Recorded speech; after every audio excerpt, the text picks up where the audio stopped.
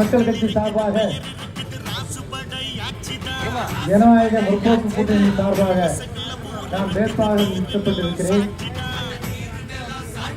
2016 பாட்டாளி மக்கள் கட்சி தனித்து இருக்கும்போது இதே தொகுதியிலே நான் போட்டியிட்டேன்.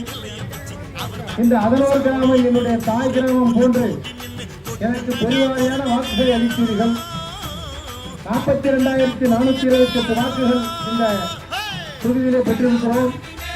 இப்பொழுது கூட்டணி கட்சியோடு நாம் இணைந்திருக்கிறோம்.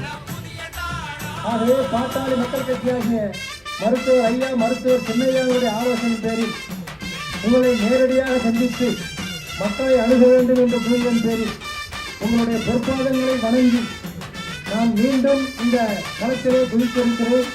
சென்ற முறை தோல்வியுற்றாலும் மனம் தளராமல் மீண்டும் உங்களுடைய பொற்பாதங்களை வணங்கி எனக்கு மாம்பழம் சின்னத்திலே வாக்களித்து